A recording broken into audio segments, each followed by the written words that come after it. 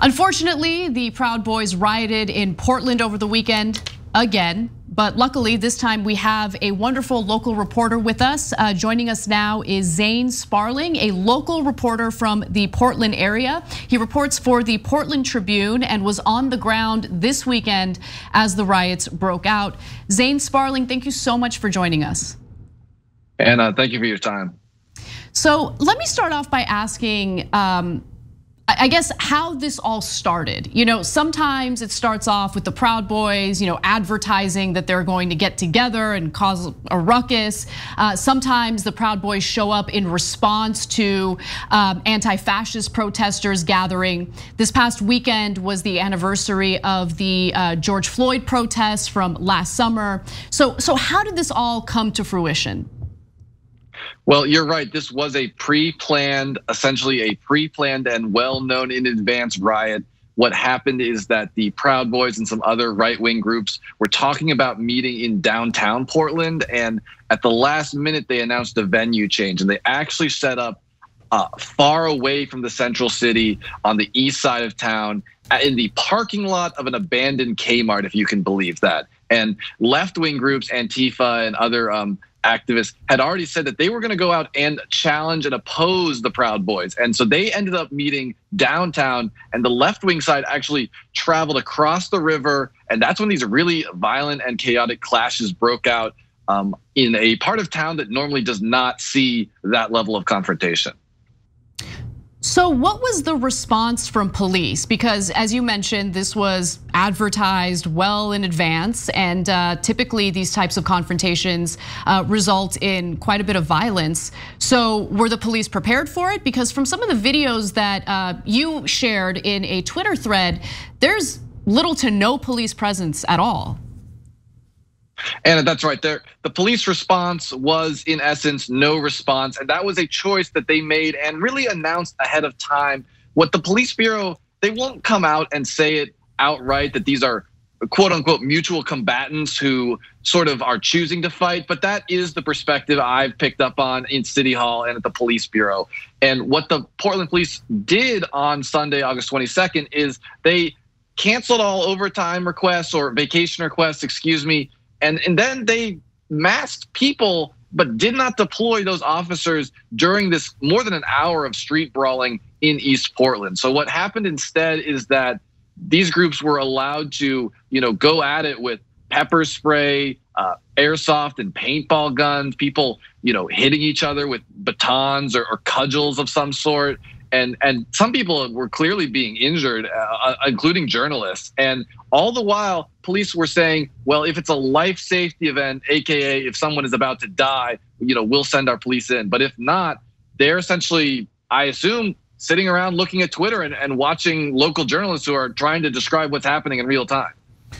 Okay, this is insane.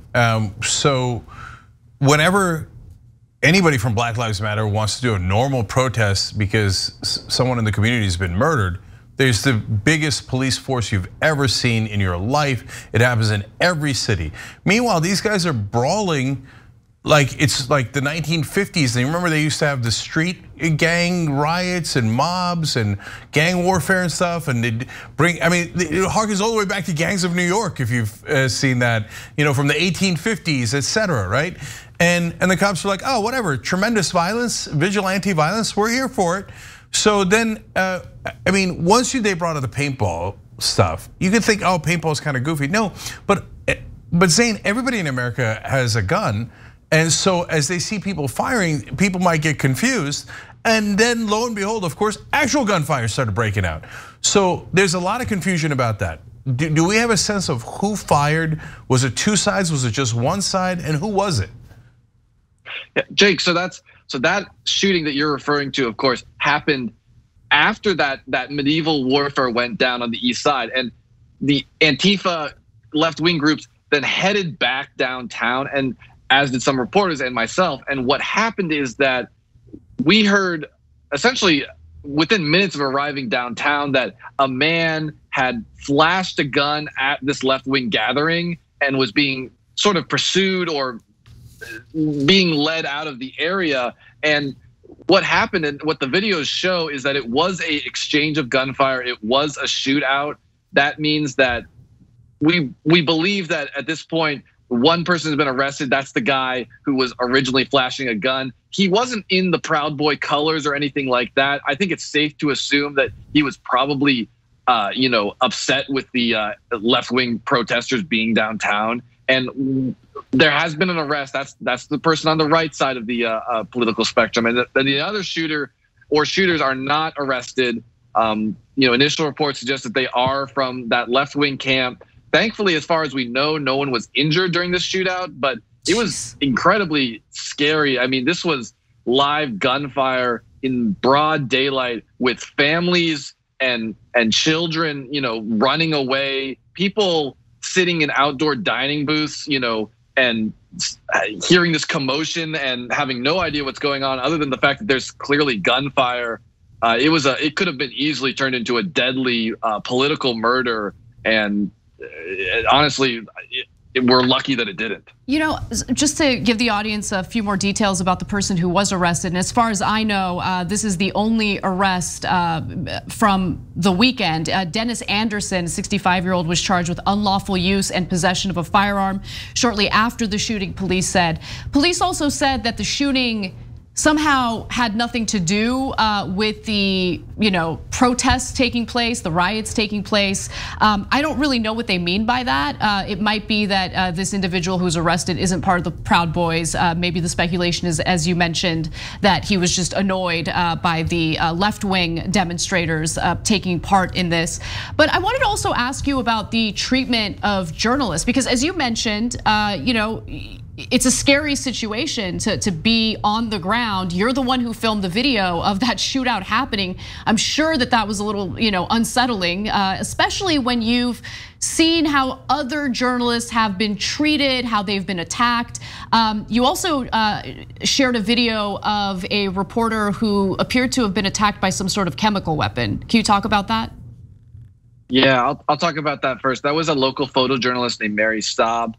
She was hit with some sort of chemical spray, bear mace, and also paint that was sort of doused on her. And she was also thrown to the ground. So it was a really serious altercation. People were, I believe, telling her not to film, which, it does not justify in any way violence.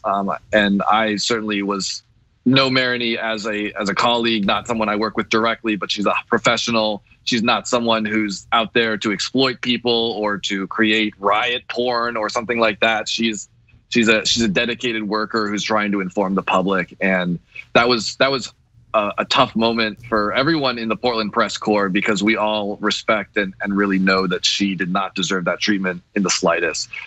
Anna, to go to your other point, now you're right. Police did put out that statement saying that Dennis Anderson, may not be connected to the riots. One thing I want to couch that with is that for the Portland Police Bureau, you can send them an email asking them what 2 + 2 equals, and if a judge hasn't signed off, they're not going to tell you. So they probably don't want to tie this to the protests. I can tell you that looking into Anderson's background, he had some minor criminal convictions, attempted harassment or attempt to commit a misdemeanor on a harassment charge. So he has lived in the area for a long time, had nothing on his record that indicated he would be involved in a shootout, certainly. And I want to highlight that at this point, the charges that he was bailed out on are unlawful use and possession of a firearm. Now, those charges are not the only options that the DA would have for this potential, criminal activity. I mean, there are some DAs that will give you an attempted murder charge for every bullet you fire. So we're still really looking at this and scrutinizing what the aftermath of that shootout will be. I'll be continuing to update and follow this story both at the Portland Tribune and on my Twitter feed, PDX Zane. So I do want to say that the police have put out their statement, and certainly will continue to press them for more answers. Okay, so Zane, a couple of things. First of all, the police saying that it had nothing to do with the riots is insane. The guy didn't randomly walk out in the middle of a picnic and start shooting. No, obviously it was connected to the riots in some way. It's like after the truck bomber, the police put out a statement saying they couldn't tell what the motive was. The guy said on tape. I want Biden to resign. I'm in favor of Trump becoming president again. Or gee, I wonder what his motive was. Police can't figure it out. No wonder we have terrible police in this country. Anyway, but back to the journalist. So that was attacked. So that's not a light thing. I mean, that's a very serious assault. So do we know who did that? Was it right wingers or left wingers that did that? Yeah, there is some video of that. It shows it was someone dressed in black clothing who was standing among the left-wing group. Certainly, we don't have an ID on that person. I don't want to speculate as to what their motives were. Unfortunately, and you can find this on some other footage by a journalist named Sergio Olmos. She was confronted. The person was saying some actually sexist language that I'm not going to repeat right now because it's I don't want to. But so this person certainly seemed to be. It was mind-boggling because if you ask, and I've interviewed many people who identify as Antifa or left-wing activists, and they call themselves anti-fascists, and so some of the language this person was using, as well as assaulting someone, rather than simply asking them not to film, or you often see at protests people will bring out umbrellas or try to block footage. As a journalist, that's maybe not my favorite thing in the entire world, but it's certainly a non-violent way to ask someone not to film or to block someone when filming, and it's completely legal to put up an umbrella in front of someone. Whereas to throw someone to the ground violently and to mace them and to destroy their phone, it was a really tough thing to watch. And I hope that is something we don't see more of, because journalists are out there trying to document these scenes and make sure that information in the community have an appropriate level of information. We're not trying to exploit people. We're not trying to, go to anyone's homes and dig through their trash. We do need to be out here when there are these violent brawls that, again, threaten life safety. And let's be clear, other people were injured too. There was a man who was pummeled by the Proud Boys as he was trapped in the cab of his car. So there was a lot of violence going on, and it was a very serious situation. Yeah, so look, first of all, let me just make absolutely clear. You should never assault a journalist, period. It's not a hard conversation. And so I don't give a damn who did it, right wing or left wing, you shouldn't do it. And I know there's right wing provocateurs that go in that are highly annoying, to say the least. They lie and lie and lie about what actually happened, do highly edited videos. We know all about that. That doesn't mean you should assault them. So that's obvious and clear to all rational people. But last thing on this, Zane.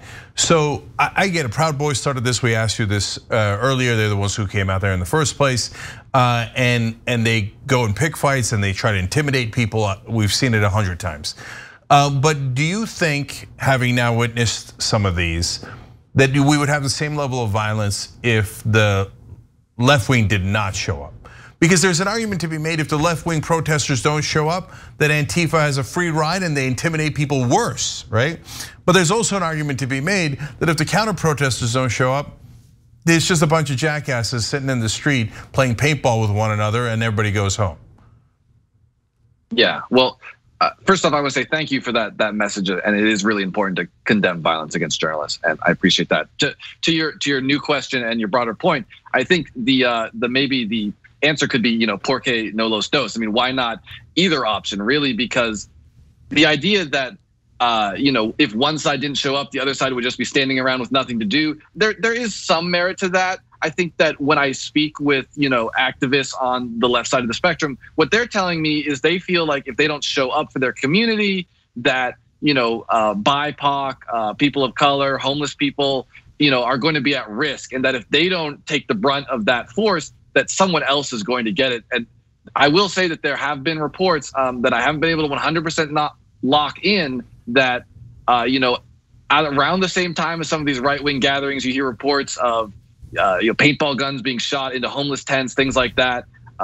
So there are people who very much feel they need to be out there. When I talk to Proud Boys, and I interview them too, what they say is, hey, we want to stand out in this abandoned parking lot in the middle of East Portland, which is not the central city, and have our speeches and wave our flags and do our thing, and we're not hurting anyone. That certainly would be what the Proud Boys would say if they were here right now. And so, to your broader question, I think we need to certainly find a way to prevent political violence. this ratcheting up of tension, this open warfare that creates a culture of lawlessness and fear in the city of Portland is doing no one any favors, and it's leading to lack of trust in our institutions. Our local government, perhaps rightly, looks like it cannot manage the situation. Certainly, we'd like to have a government that can tamp down on these issues and respond appropriately. I think that at the end of the day, one of the quotes that really stuck with me when I interviewed someone at the right-wing rallies, he said, there's no way to avoid this rift in America. And I'm still hoping that we can prove him wrong. Yeah, Zane, thank you for sharing that perspective about, the counter-protesters showing up to protect some of the people in the community who are powerless, because no one else is talking about that. No one else is reporting about that. And that's why it's so important to have your reporting on the ground to kind of help us decipher what's really going on. I had never heard about the Proud Boys specifically attacking homeless people with their paint guns. It's absolutely disgusting. And so final question for me on this is about the community itself. I had heard anecdotally from friends who had visited Portland recently that the community looks like a ghost town right now. I mean, partly it's from COVID, but a lot of the businesses are boarded up. Streets get shut down as a result of the violence that breaks out from these riots and the counter protests. And so what is it really like in the community? How has this violence impacted the community overall? It certainly has had a dramatic impact. You're right that over the summer of last year, we saw pretty much all of our downtown boarded up. Business owners have left. If you've seen pictures of the downtown Apple store, which has now been dubbed Fortress Apple because it looks a little bit like a walled off detention camp that you have to pass through sturdy metal fences to get inside of. Certainly it has changed the landscape of the city, and it's also changed people's perceptions of Portland. I do want to note that you see these dramatic clashes on video. You see what these fires and dumpsters burning in downtown Portland. And if you zoomed out, you would see that this is again a localized thing that's happening across a few blocks of a city on one side of town at a certain point of day. And that there are people who if you live in East Portland which is where most Portlanders do, you may not have much reason to go downtown. The riots and protests of summer last year may not have actually affected your day-to-day life very much, though it certainly led to these perceptions in the media and I think from the public where some people imagine that you have to go through like Antifa checkpoints to get to your job or something like that, when in reality most of the city continues to function just like anywhere else. That said, I mentioned that idea of a culture of lawlessness. One thing that really concerns me is that when you see people being hurt, you see street warfare as you're driving along 122nd Avenue, this busy road, and you see no police. Do the people who observe that then go on and think, well, I might as well run that red light, or I might as well commit that minor offense or throw my trash out the window because no one's watching and no one cares, and you have that breakdown of civil society. And I do worry about that. Yeah. I think that we need to have norms and standards. Yeah. Zane, thank you so much for taking the time to speak with us. Zane Sparling, please check out his work over at the Portland Tribune and go follow him over at Twitter. What was your Twitter handle again, Zane? PDX Zane. Awesome. Thank you again for joining us. This was a great conversation. Thank you. Thanks for watching the Young Turks. Really appreciate it. Another way to show support is through YouTube memberships. You'll get to interact with us more. There's live chat emojis, badges. You've got emojis of me, Anna, John, JR. So those are super fun. But you also get playback of our exclusive member-only shows and specials right after they air. So all of that, all you gotta do is click that join button right underneath the video. Thank you.